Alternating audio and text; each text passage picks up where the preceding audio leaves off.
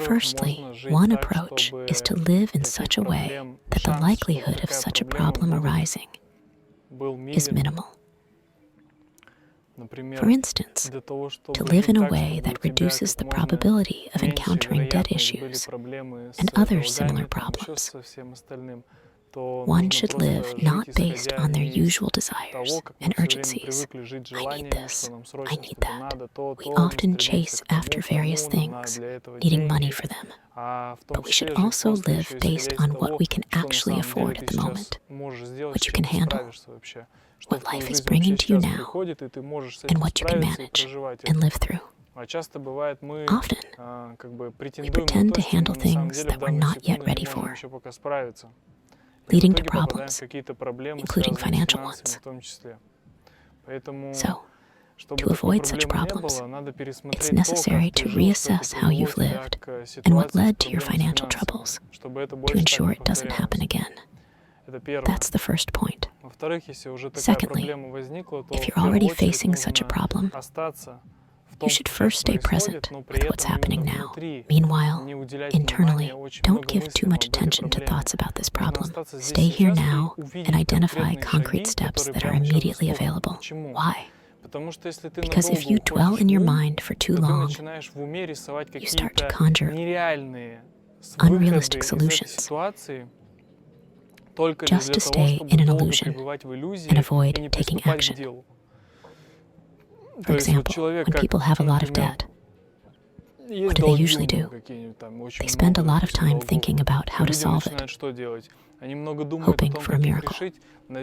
Some turn to drinking, others to drugs, and so on. Why? To distract themselves. They seek a solution or escape in an illusion. But most often, solutions aren't found this way. Because an illusion is just a way to pause and avoid returning to reality, to delay facing the situation as it is and making decisions. We try to come up with some great solutions to solve everything all at once, but it all boils down to starting with the most reasonable small steps to get the problem moving towards a solution.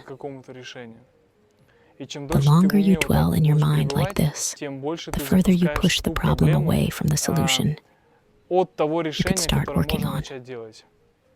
Take, for instance, someone who has, say, a debt. They've taken a loan, hypothetically speaking, of, 300,000 rubles, and they just live on. A point comes when these 300,000 rubles run out. They need to pay back this loan, but they haven't found a job yet. What do? They start concocting various plans in their mind to solve this. The first payment is due. To cover this first payment, they come up with a plan. I can borrow from this guy, and so on. They borrow from someone who doesn't know about their debt. And for the time being, they cover the first payment. They think, oh cool, I came up with a great plan to cope with this problem, but they haven't solved it. They've just created an illusion of a delay to avoid addressing the root of the problem. This gives them the opportunity to defer for a while.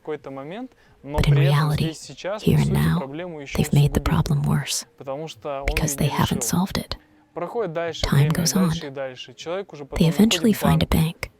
Not the main one, but some secondary or private bank, which essentially turns a blind eye to their existing debts. In exchange, they charge them an exorbitant interest rate. It's practically a bank run by thugs or loan sharks. In the end, their debt grows, not just to 300,000, but up to 1 million, for instance. Now they say, okay, I get it, I need to find a job.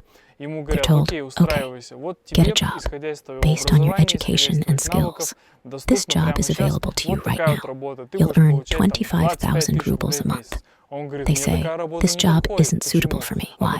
Because I have to pay back 25,000 just for the credit, for everything I've accumulated. I need at least 50,000 to have something to live on. So they're already saying they can't solve the problem. Then they ask, how can I solve this? But they shouldn't have come to this situation in the first place. when a problem arises at its earliest stage, the first thing you shouldn't do is look for some cunning solution in your mind, just to avoid starting on the most reasonable initial steps to work on the problem so it disappears. And these steps, as always, will first involve getting over yourself, your opinions, and starting to work, to do something. This is just how it is. If you constantly come up with cunning ways to solve a problem, you'll end up in trouble anyway.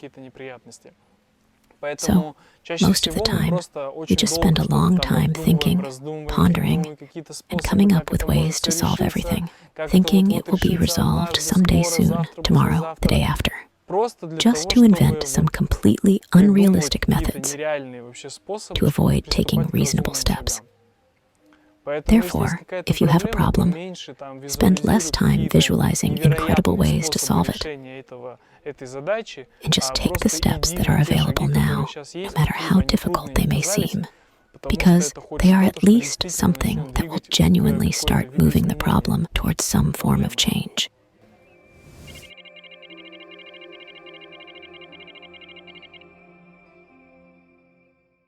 The essence of being in that state is not getting lost in deep mental debates about how everything will eventually be fixed or resolved. You simply become fully present, here and now, focusing on what is happening at the moment and what steps are required from you to get things moving. Then your companion won't worry, because she'll see that you haven't retreated into a room, so to speak, shut yourself away, spending a week meditating, ultimately solving nothing. You should enter into meditation right here, in this situation. To meditate in this situation means to be completely focused on what has happened, and not to overthink anything. Because I know how problems arise in life. If we habitually try to imagine solutions in our minds, we come up with ways to solve them that require as little effort as possible, hoping for some miraculous turnaround. We often focus our attention on imagining a solution independent of us. But in doing so, we miss opportunities, among other things. And because of this, your companion is understandably restless. She doesn't understand how you're trying to solve the problem through meditation. If, for example, I know I have some debt, and I sit meditating, how is meditation supposed to solve my debt? Only in one way. The thought disappears that, dude, you're expecting meditation to solve some problem. That thought disappears, and you're like, man, I'm going to solve this issue. That's it. That's how meditation can help you with financial problems. See that you're trying to gain financial profit, or find some financial solution through meditation. And in a way, you're trying to use meditation as a tool to fix the financial aspect of your life. But that's not meditation. That's just like praying to God to give you a Ferrari today. So, of course, she is worried.